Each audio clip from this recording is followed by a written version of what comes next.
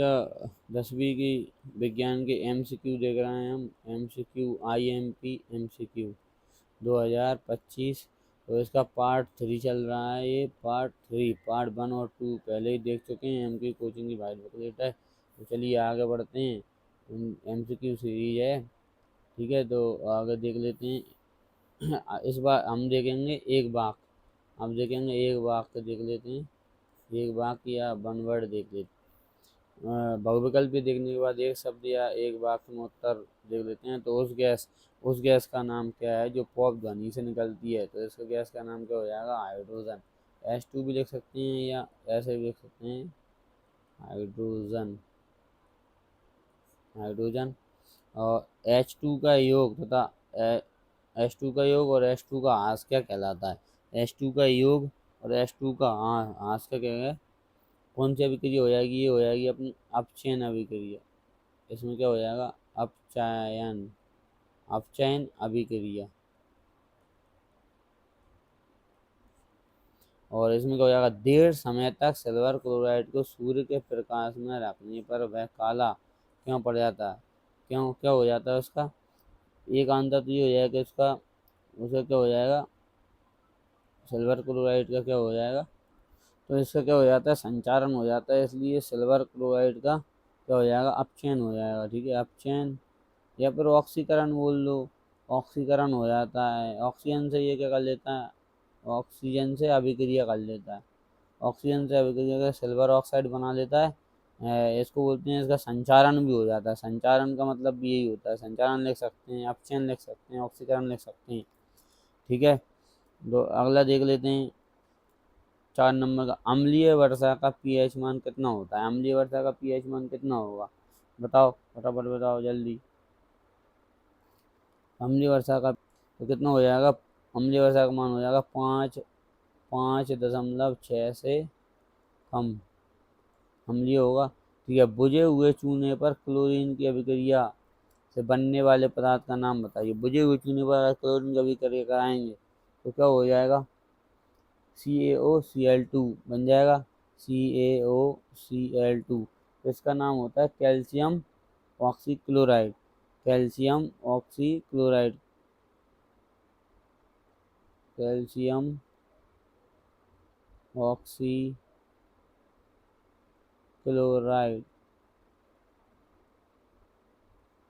तो CaOCl2 बन जाएगा। अगला देख लेते हैं। जलीय विलयन में क्षारक कौन से आयन देते हैं? जलीय विलयन में क्षारक कौन से आयन देते हैं? तो इसका प्रचलित नाम और बता देता हूँ। कैल्शियम ऑक्सीक्लोराइड का प्रचलित नाम होता है ब्लीचिंग पाउडर या ब्रंजक चूर्ण। तो CaOCl2 का नाम क्या होता है? ब्लीचिंग पाउडर या बीरंजक चूर्ण। ब्रंजक चूर्ण या ब्लीचिंग पाउडर, ये क्या बोलते हैं इसको? Bleaching powder. ब्लीचिंग पाउडर, ठीक है। कुछ भी लिख सकते हैं इनमें से, या CaOl2 लिख दोगे तब भी सही हो जाएगा। कैल्शियम ऑक्सीक्लोराइड लेकिन तब भी ब्लीचिंग पाउडर ब्रंजक चूर्ण कुछ लिखेंगे। तो जलीय विलयन में क्षारक कौन से आयन देते हैं? तो इसमें लिख देंगे OH ऋणायन। OH ऋणायन देते हैं। तो अगला देख लेते हैं 7वां नंबर का। Litmus paper. लिटमस पेपर से अम्ल की पहचान कैसे होती है? लिटमस पेपर से अम्ल की पहचान होती है। अम्ल क्या कर देते हैं? लिटमस पेपर अम्ल क्या करते हैं? नीले को लाल। अम्ल क्या कर देते हैं? जो नीला होता है उसको क्या कर देते हैं? लाल। एक कोई सा याद रख लो, नीले को लाल कर देते हैं। दूसरा इसका क्या रहेगा? उल्टा रहेगा। क्षार क्या करते हैं? लाल को नीला कर देते हैं, बस। लिटमस पेपर से अम्ल की पहचान कैसे होती है? अम्ल नीले को लाल कर देते हैं, ठीक है। अगला देख लेते हैं उदासीनीकरण क्रिया। उदासीनीकरण क्रिया किसे कहते हैं? उदासीनीकरण अभिक्रिया किसे कहते हैं या क्रिया किसे कहते हैं? उदासीनीकरण में क्या हो जाएगा? तो इसमें क्या कहते हैं? अम्ल अम्ल प्लस क्षार दोनों को क्या कर देते हैं? आपस में मिला देते हैं। अम्ल क्षारों को आपस में मिला देते हैं तो वो उदासीन हो जाता है, ठीक है। और जब अम्ल और क्षार मिलते हैं तो क्या बन जाता है? लवण बनाती हैं, और लवण बनता है वो क्या होता है? उदासीन होता है। उसी को उदासीनीकरण अभिक्रिया कहते हैं। किसी धातु को छोड़कर अन्य सभी धातुएं कमरे के ताप पर ठोस अवस्था में पाई जाती हैं। तो कौन सी धातु को छोड़कर? पारा, मतलब Hg, इसको बोलते हैं पारा, या फिर मरकरी भी बोल देते हैं, मरकरी बोल लो, या पारद भी लिखा रहता है कहीं कहीं। ठीक है, तो अगला प्रश्न क्या हो जाएगा अपना? 10वां प्रश्न देख लेते हैं। 10वें में क्या आ जाएगा? 10वां प्रश्न देख लेते हैं। दो धातुओं के नाम लिखिए जो ठंडे जल के साथ तेजी से अभिक्रिया करती हैं। ये तो सभी को पता है, एक तो सोडियम करता है और कौन सा करता है? सोडियम है और पोटेशियम, बस पोटेशियम, सोडियम पोटेशियम, चाहे हिंदी में लिख दो या इंग्लिश में लिख दो। तो इसको लिख देते हैं सोडियम। ठीक है, सोडियम पोटेशियम, दो धातु हो जाएंगी पोटेशियम। यह एक्वारेजिया में सांद्र हाइड्रोक्लोरिक अम्ल और सांद्र नाइट्रिक अम्ल का मिश्रण किस अनुपात में होता है? तो ये हमने पहले भी देख चुके हैं, तो ये होता है 3:1 में होता है। HCl होता है 3 में, और नाइट्रिक अम्ल HNO3 होता है 1 में, और हाइड्रोक्लोरिक अम्ल को लिखते हैं HCl। ठीक है, अगला देख लेते हैं। आयनिक यौगिकों का गलनांक एवं क्वथनांक उच्च क्यों होता है? आयनिक यौगिक जो होते हैं उनका गलनांक और क्वथनांक उच्च क्यों होता है? तो इनमें क्या रहता है? अधिक अंतर होता है आयनिक आकर्षण बल के। इनमें क्या होता है? जो आयनिक आकर्षण बल का होता है ज़्यादा होता है, इसलिए इनके गलनांक भी क्या हो जाते हैं? उच्च हो जाते हैं। तो आणविक आकर्षण बल या आयनिक आकर्षण बल में क्या होता है? अधिक होता है। आकर्षण बल अधिक होता है, ऐसा नमक हो गया, नमक क्या है? आयनिक यौगिक होता है, तो उसमें आकर्षण बल अधिक होता है, इसलिए गर्म करने पर आसानी से नहीं पिघलेगा वो। गलनांक भी उच्च होता है और क्वथनांक भी इनका उच्च होता है। अमलगम का एक उदाहरण दीजिए। अमलगम का उदाहरण क्या हो जाएगा? अमलगम का उदाहरण हो जाएगा, दो अमलगम में पारा तो होता ही होता है, इसमें चांदी और मिला दो, तो पारा और चांदी का मिश्रण हो जाएगा। अमलगम का उदाहरण क्या हो जाएगा? पारा या चांदी का मिश्रण हो जाएगा। ठीक है, अब देखते हैं एल्केन राग जातीय श्रेणी के प्रथम सदस्य का नाम और सूत्र बताना है। एल्केन के प्रथम सदस्य का नाम हो जाएगा अपना मेथेन, मेथेन नहीं होता है, CH3, तो ये हो जाएगा मेथेन। ठीक है, अब आ जाएगा अपना एल्कीन समजातीय श्रेणी के प्रथम सदस्य का नाम। समजातीय श्रेणी के प्रथम श्रेणी का नाम बताना है। समजातीय श्रेणी में हो जाएगा एथीन, एथीन का होता है C2H5। ये एल्काइन समजातीय श्रेणी के प्रथम सदस्य का नाम और सूत्र बताना है। तो इसमें हो जाएगा, क्या जाएगा इसमें? एथाइन। ठीक है, एथाइन, तो इसमें सूत्र का हो जाएगा C2H2,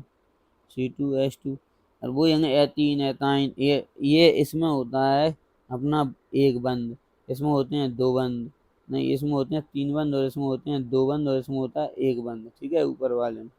तो ये हो जाएगा अपना प्रथम श्रेणी की हो जाएगी 1 2 3। ये राग जाती है, ये समझाती है। तो अपना हो जाएगा प्रोटीन के रूप में अवशोषित होता है। प्रोटीन के रूप में क्या अवशोषित होता है? चलो बताओ, फटाफट बताओ। अमीनो अम्ल होता है, और क्या होगा? तो क्या होता है? अमीनो अम्ल, अमीनो प्रोटीन के रूप में अवशोषित होते हैं, अमीनो अम्ल होते हैं। कोशिका का ऊर्जा घटक किसको कहते हैं? कोशिका का ऊर्जा घटक का हो जाएगा माइटोकॉन्ड्रिया, माइटोकॉन्ड्रिया। तो क्या हो जाएगा? कोशिका का ऊर्जा घटक किसे कहते हैं? माइटोकॉन्ड्रिया कोशिका के अंदर होता है। ये पावर हाउस भी कहा जाता है इंग्लिश में इसको, पावर हाउस ऑफ सेल। वे सभी प्रक्रम जो सम्मिलित ऊर्जा अनुरक्षण का कार्य करते हैं कहलाते हैं, तो जैव प्रक्रम कहलाते हैं। क्या हो जाएंगे इसको? जैव प्रक्रम देखते हैं, जैव प्रक्रम। ठीक है, तो अगला देख लेते हैं 20 नंबर का। ज्यादातर पेड़ पौधे नाइट्रोजन का अवशोषण किस रूप में करते हैं? ज्यादातर पेड़ पौधे नाइट्रोजन का अवशोषण नाइट्रेस और अमोनिया, इसका क्या हो जाएगा? नाइट्रेस में करते हैं और अमोनिया के रूप में करते हैं। नाइट्रेस और अमोनिया के रूप में करते हैं। ज़्यादातर प्रेफर नाइट्रोजन का ऑक्सीजन के रूप में करते हैं, तो नाइट्रेस और अमोनिया के रूप में करते हैं। पाचन नली में सर्वप्रथम भोजन में मिलने वाला एंजाइम कौन सा होता है? पाचन नली में सर्वप्रथम भोजन में मिलने वाला एंजाइम कौन सा होता है? तो इसका नाम है एमाइलेज। हो जाएगा इसका एमाइलेज। कौन सा एंजाइम एमाइलेज होता है? शरीर में पानी का अवशोषण कहाँ पर होता है? शरीर में पानी का अवशोषण हो जाता है बड़ी आंत में, तो क्षुद्रांत भी बोलते हैं, क्षुद्रांत, बड़ी आंत। जीवधारियों में ऊर्जा मुद्रा का नाम होता है, तो इसका हो जाएगा एटीपी। ऊर्जा मुद्रा क्या होती है? एटीपी होती है। ठीक है। वर्णक का नाम लिखो जो प्रकाश का अवशोषण करता है, तो हरित लवक बोल दो, क्लोरोफिल बोल दो। ठीक है, तो ये हो जाएगा क्लोरोफिल। इंग्लिश में बोलते हैं, हिंदी में हरित लवक बोलते हैं। इसको हो जाएगा क्लोरोफिल, हिंदी में बोलते हैं हरित लवक। ठीक है, अगला हो जाएगा मनुष्य में मस्तिष्क और मेरुरज्जु मिलकर कौन सा तंत्रिका तंत्र बनाते हैं? मनुष्य में मस्तिष्क और मेरुरज्जु मिलकर कौन सा तंत्रिका तंत्र बनाएंगे? केंद्रीय तंत्रिका तंत्र। कौन सा बनाएंगे? केंद्रीय तंत्रिका तंत्र। इसको हो जाएगा केंद्रीय तंत्रिका तंत्र। अगला देखते हैं सुनने सुनने, देखने और सूंघने के केंद्र मस्तिष्क के किस भाग में होता है? सुनने, देखने और सूंघने का केंद्र मस्तिष्क के किस भाग में होता है? तो इसका हो जाएगा मध्य मस्तिष्क। मध्य मस्तिष्क। सुनने, देखने और सूंघने का केंद्र मस्तिष्क का कौन सा भाग होता है? मध्य मस्तिष्क में होता है। तो अगर प्रतिवर्ती चाप में सूचनाओं को ग्रहण करने वाली तंत्रिका क्या कहलाती है? तो प्रतिवर्ती चाप में सूचनाओं को ग्रहण करने वाली प्रतिवर्ती चाप क्या कहलाती है? करने वाली तंत्रिका क्या कहलाती है? तो इसको होगा संवेदी तंत्रिका तंत्र। क्या हो जाएगा? संवेदी तंत्रिका तंत्र। तंत्र संवेदी तंत्रिका तंत्र हो जाएगा ये। ठीक है, संवेदी तंत्रिका तंत्र। ठीक है, तो अगला देख लेते हैं। मनुष्य में वमन तथा रक्तदाब का केंद्र मस्तिष्क के किस भाग में होता है? वमन तथा रक्तदाब का केंद्र मस्तिष्क के किस भाग में होता है? वमन तथा मस्तिष्क का केंद्र, तो इसमें हो जाएगा अपना मेडुला ओब्लांगेटा। इसमें हो जाएगा मेडुला। क्या हो जाएगा? मेडुला। मनुष्य में वमन और रक्तदाब का केंद्र medulla oblongata. Oblongata, medulla oblongata हो जाएगा। तो अगला देख लेते हैं। अगले हम देख लो अग्नाशय से किस हार्मोन का स्थापन होता है? तो अग्नाशय से किस हार्मोन का स्थापन होगा? अग्नाशय से किसका होता है? इंसुलिन का।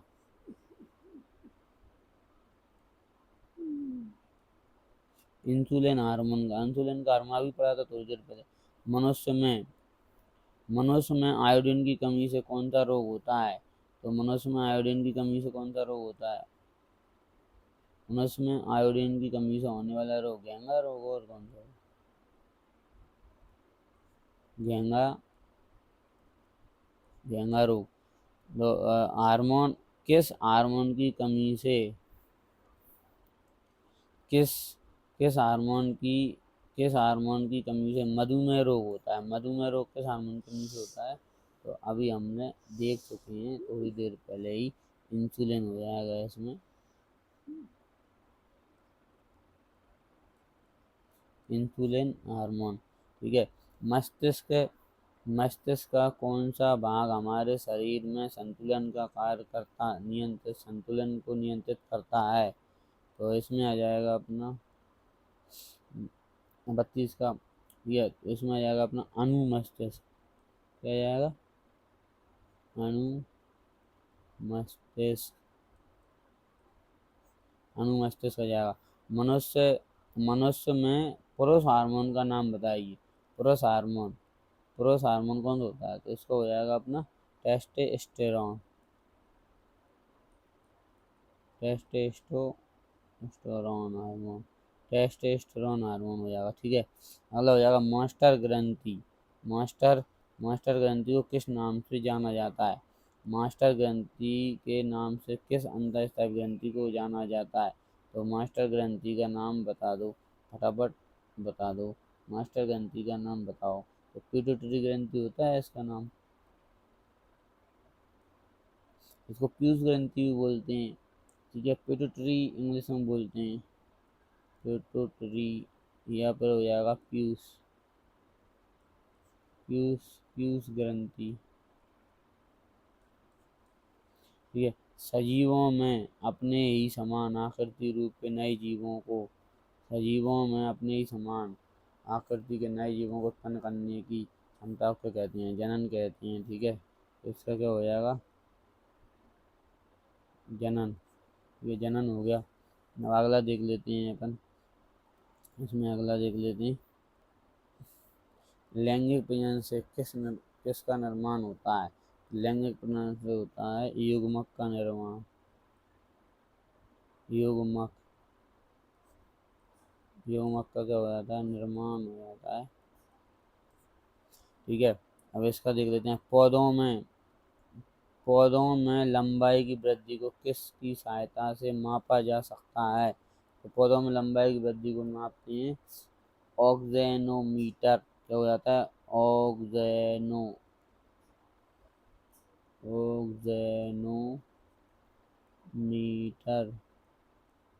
ऑक्जेनोमीटर। इसमें क्या, विवर्तन का कार्य किसको उत्पन्न करता है?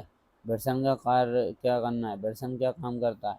तो विवर्तन अभी देख चुके हैं थोड़ी देर पहले। ठीक है, विवर्तन के दो कार्य, एक तो शुक्राणु उत्पन्न करता है और एक टेस्टोस्टेरोन हार्मोन का भी करता है। शुक्राणु, शुक्राणु भी यहीं पर देखने को मिलते हैं और टेस्टोस्टेरोन भी विवर्तन से ही स्थापित होता है। तो शुक्राणुओं का निर्माण करना होता है। ठीक है, तो मादा में अंडाशय की संख्या कितनी होती है? ये तो सरल ही है, इसके हो जाएंगे दो, दो हो जाएंगे। मादा मनुष्य में यौन आरंभ कब प्रारंभ हो जाता है? मादा मनुष्य में यौन आरंभ प्रारंभ कब हो जाता है? यौन आरंभ कब हो जाएगा? इसका हो जाएगा अपना 12 वर्ष से लेके 14 वर्ष, 12 वर्ष से 14 वर्ष के बीच में। ठीक है, वर्ष के बीच में रख दो इसमें, 14 वर्ष, वर्ष के बीच में हो जाता है। ठीक है, तो इसका हो गया। अगला देख लेते हैं, प्रजनन किसे कहते हैं? प्रजनन किसे कहते हैं? अपने समान संततियों को उत्पन्न करने की क्षमता ही क्या कहलाती है? प्रजनन कहलाती है। अपने, अपने समान, अपने समान संततियों, संततियों को उत्पन्न करने की क्षमता, उत्पन्न करने की क्षमता को क्या कहते हैं? जनन कहते हैं। अलैंगिक प्रजनन का उदाहरण बताइए। अलैंगिक प्रजनन का एक उदाहरण बताओ। अलैंगिक प्रजनन, अलैंगिक प्रजनन क्या होता है? तो इसका हो जाएगा, अलैंगिक प्रजनन होता है, एक तो उसमें होता है ब्रायोफिल्म में, ब्रायो, ब्रायोफिल्म की पत्तियों में, ब्रायोफिल्म की पत्तियों में होता है। ठीक है, मुकुलन हो गया, ये सब अलैंगिक जनन में ही आते हैं। नर वृषण की संख्या कितनी होती है? नर वृषण की संख्या कितनी होती है? दो होती है। कितनी? दो। नर वृषण की संख्या कितनी होती है? दो होती है। अब इधर आ जाओ, मादा में अंडाणुओं का निर्माण कहाँ पर होता है? मादा में तो कहाँ पर होता है? अंडाशय में ही होता है। ठीक है, तो इसका उत्तर क्या हो जाएगा? मादा में अंडाणुओं का निर्माण कहाँ पर होता है? अंडाशय में, अंडाशय में होता है। डीएनए का पूरा नाम क्या हो जाएगा? डी राइबो, क्या हो जाएगा? D ribo nucleic acid, D, D oxy ribo nucleic acid क्या हो जाएगा? D oxy ribo nucleic acid, तो हो जाएगा न्यूक्लिक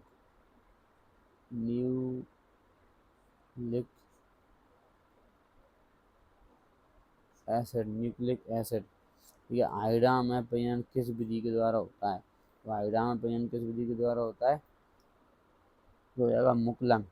इसमें हो जाएगा अभी अभी बताया था मुकुलन, मुकुलन विधि से होता है। आइडाम अपयन किस विधि से होता है? मुकुलन विधि से। रेखीय आवर्धन किसे कहते हैं? और रेखीय आवर्धन किसे कहेंगे? 47 का देखो, रेखीय आवर्धन दर्पण से परावर्तन के कारण बनने वाला जो प्रतिबिंब होता है उसका आकार और बिंब के जो आकार में जो अनुपात होता है उसी को कहते हैं। जो क्या रहता है, दर्पण से परावर्तन का जो प्रतिबिंब बनेगा, तो प्रतिबिंब बनेगा परावर्तन के पश्चात दर्पण से। इसमें क्या हो जाएगा, परावर्तन दर्पण दर्पण से जो परावर्तन होता है, दर्पण से परावर्तन के पश्चात परावर्तन परावर्तन के पश्चात परावर्तन के पश्चात और परावर्तन के पश्चात जो प्रतिबिंब बनता है, प्रतिबिंब प्रतिबिंब प्रतिबिंब का कितना, प्रतिबिंब के आकार और जो बिंब है, बिंब मतलब जो वस्तु है, बिंब का आकार, बिंब का आकार का जो अनुपात होता है उसी को कहते हैं रेखीय आवर्धन कहेंगे। ठीक है, अगला अगला देख लो, दर्पण सूत्र। दर्पण सूत्र में क्या रहता है, प्लस रहता है, 1/f बराबर 1/u प्लस 1/v। ठीक है, ये हो जाएगा दर्पण सूत्र। अगले, उस दर्पण का नाम बताइए जो बिंब का सीधा तथा आवर्धित बड़ा प्रतिबिंब बनाता है। तो बिंब का कौन सा आवर्धित सीधा बना है और बड़ा भी बनाना चाहिए, और आवर्धित मतलब बड़ा होना चाहिए तभी तो इसका क्या हो जाएगा, अवतल दर्पण, अवतल दर्पण हो जाएगा। अगला देख लेते हैं, आज हम 50 ही देखेंगे। एक आपतित किरण समतल दर्पण के 30 डिग्री का आपतन कोण बनाती है, तो परावर्तन कोण का मान क्या होगा? तो परावर्तन कोण का मान कितना हो जाएगा अपना, 30 डिग्री होगा। और कितना होगा परावर्तन कोण का मान, कितना होगा परावर्तन कोण, कितना होगा 30 डिग्री। परावर्तन कोण